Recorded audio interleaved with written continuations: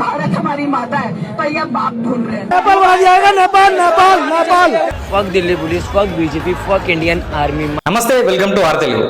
కేంద్ర ప్రభుత్వం పెట్టినటువంటి ఒక పొగ బట్టి పొక్కలలో దాక్కున్న పందికొక్కులు అయితే బయటకు వచ్చినాయి.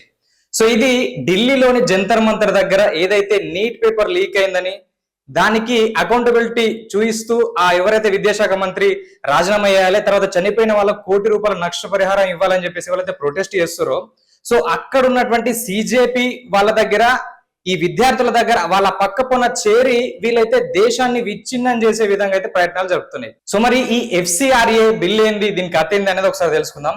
సో FCRA అంటే ఫారెన్ కంట్రిబ్యూషన్ అమెండ్మెంట్ బిల్ 2026. ఇది March 21 రోజు దీన్ని ప్రతిపాదించారు. ఎప్పుడైతే ఈ ప్రతిపాదన వచ్చిందో భారతదేశంలో, సో ఎక్కడో అమెరికాలో ఉన్నటువంటి కొంతమంది నాయకుల కుసాలు కదిలినాయి. సో తర్వాత ఇది చాలా వరకు అయితే ఇక్కడ ఉన్నటువంటి నాయకులకు కూడా దీని గురించి పెద్ద అవగాహన ఉండకపోవచ్చు. కాకపోతే ఫారెన్ లో ఉంటున్నటువంటి కొంతమంది నాయకులు ఇండియాకి వచ్చి ఇక్కడ ఉన్నటువంటి కొన్ని NGOలతో కలిసి మాట్లాడడం జరిగింది. సో దాంతో పాటు ఇవన్నీ రెగ్యులేట్ చేసేది హోమ్ మినిస్టర్ అని చెప్పేసి అమిత్ షా దగ్గరికి కూడా వెళ్ళి అతనితో మాట్లాడే ప్రయత్నం చేశారు.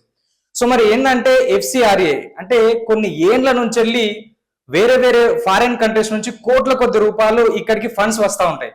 సో ఆ ఫండ్స్ ను ఇక్కడ ఏదైతే అభివృద్ధి కార్యక్రమాలు కావచ్చు, ప్రభుత్వాలు ఏదన్నా కొత్తగా చేపట్టే ప్రాజెక్టులను అడ్డం పడడం, అభివృద్ధికి ఆటంకాలుగా నిలవడానికి వీళ్ళైతే దాన్ని ఉపయోగిస్తున్నారు. సో దీంతో పాటు మత మార్పులు కావచ్చు, దేశంలో కొన్ని అల్లకల్లోలు సృష్టించడానికి ఆ ఫండ్స్ అయితే యూజ్ చేస్తున్నారు. సో మరి NGOలు ఉండాలా వద్దా, NGOలకు డబ్బులు రావాలద్దా అంటే NGOలు ఖచ్చితంగా ఉండాల్సిందే. NGOలకు ఫారెన్ నుంచి వెళ్ళి ఫండ్స్ రావాల్సిందే. సో ఎందుకంటే ఈవెన్ మనం కూడా ఆఫ్ఘనిస్తాన్ లో కావచ్చు, శ్రీలంకలో కావచ్చు, ఇటు నేపాల్ లో కావచ్చు, ఏదైనా వాళ్ళకి కరువు వచ్చినప్పుడు చాలా వరకు గోధుమలు పంపించడం, మెడిసిన్స్ పంపించడం, అమౌంట్ పంపించడం, ఇది చాలా చేస్తూ ఉంటారు. సో వేరే దేశం వానికి సేవ చేయాలనే దృక్పథం ఉంటే, ఇక్కడ స్వచ్ఛంద సంస్థలు ఉంటే వీళ్ళు డబ్బులు పంపించచ్చు. ఆ స్వచ్ఛంద సంస్థలు ఇక్కడ సంక్షేమ కార్యక్రమాలకు కావచ్చు, నిరుద్యోగ నిర్మూలనకు కావచ్చు, లేదంటే ఫుడ్ రిలేటెడ్ కావచ్చు, ఫ్రీ అంటే ఉచిత విద్య, ఉచిత వైద్యం గురించి వీళ్ళు దాన్ని ఉపయోగించవచ్చు. కాకపోతే ఇక్కడ ఏమైతుందంటే, ఏవైతే లైసెన్స్ అయిపోయిన తర్వాత కూడా వీళ్ళు అమౌంట్లు పంపించడం, దాన్ని వీళ్ళు అక్రమంగా మిగతా కార్యక్రమాలకు ఉపయోగించడం, సో ఇవన్నీ జరుగుతూ ఉన్నాయి. దీని మీద రెగ్యులేషన్ అనేది చాలా తక్కువ ఉంది, నియంత్రణ అనేది. సో అందుకోసమే FCRA అనే ఒక చట్టాన్ని తీసుకొచ్చారు 2026. సో దీంట్లో భాగంగా ఇప్పుడు ఏమైందంటే, ప్రతి NGOకు ఎవరైతే డబ్బులు పంపిస్తున్నారో సో వాళ్ళకు సంబంధించిన డీటెయిల్స్, డోనర్ డీటెయిల్స్ ఇవ్వాల్సిందే. తర్వాత ఇక్కడికి ఏదైతే డబ్బులు వస్తున్నాయో అది అకౌంట్ SBI అకౌంట్ అయి ఉండాలి. తర్వాత అమౌంట్ వచ్చిన తర్వాత దాన్ని కేవలం సంక్షేమ అభివృద్ధి కార్యక్రమాలకు, తర్వాత ఈ మిగతా విద్యా వైద్యం గురించి కావచ్చు, కొన్ని సంక్షేమ కార్యక్రమాలకు మాత్రమే ఉపయోగించాలి. కానీ సో గుళ్ళకు కావచ్చు, మసీదులకు కావచ్చు, చర్చిలకు కావచ్చు వినియోగించరాదు, మత మార్పులకు అసలే వినియోగించరాదు. తర్వాత ఏదైనా ఒక అమౌంట్ వచ్చిన తర్వాత 70% యూజ్ అయిన తర్వాత దానికి సంబంధించినటువంటి ఆడిట్స్ మనం లెక్కలు చెప్పిన తర్వాత ప్రభుత్వానికి మాత్రమే సెకండ్ టైము ఫండ్స్ రావాలి.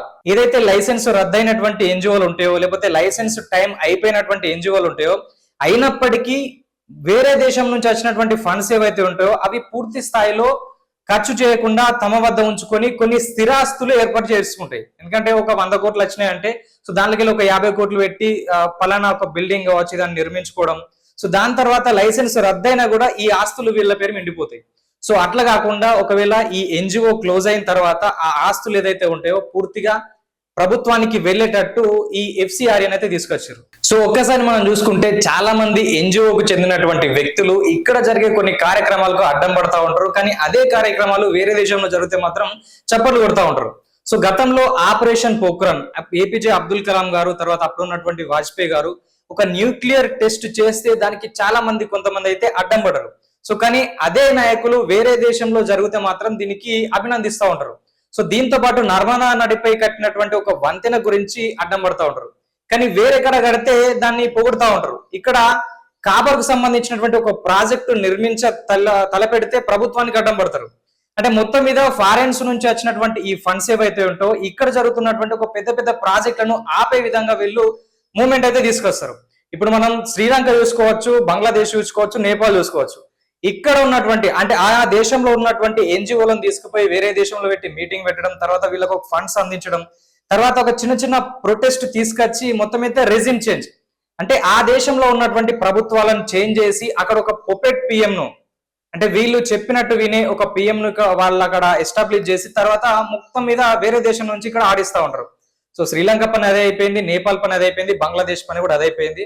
సో ఇక్కడ ప్రస్తుతం ఒక చిన్న మూమెంట్ గా స్టార్ట్ అయినటువంటి ఈ సిజేపీ ధర్నా అనేది ఇప్పుడు దేశవ్యాప్తంగా అయితే రకరకాల పార్టీలు దీంట్లో ఇన్వాల్వ్ అయిపోయి, రకరకాల ఎన్జిఓలు ఇన్వాల్వ్ అయిపోయి మొత్తం మీద అయితే ఒక పెద్ద సమస్యగా మారిపోయింది. ఖచ్చితంగా నీట్ పేపర్ లీక్ అనేది దానిపైన ఖచ్చితంగా విచారణ జరిపించాల్సిందే, చనిపోయిన వాళ్లకు ఎక్స్గ్రేషియా ఇవ్వాల్సిందే, ధర్మేంద్ర ప్రధాన్ రాజీనామా చేయాల్సిందే. కాకపోతే ఇది నీట్ విద్యార్థులు చేయాల్సిన నిరసన, సిజేపీ వాళ్ళు చేయాల్సిన నిరసన కాస్త దేశానికి అన్యాయం చేయాలని చూస్తున్నటువంటి, దేశాన్ని విచ్ఛిన్నం చేయాల్సిన చూస్తున్నటువంటి కొన్ని శక్తులు వచ్చి దీనిలో చేరడం వల్ల ఇది జాతీయ భద్రత విషయంలో అయితే పెను సమస్యగా మారింది. సో దీనికోసం కేంద్ర ప్రభుత్వం కూడా ప్రస్తుతం కొన్ని చట్టాలను అయితే తీసుకురాబోతుంది.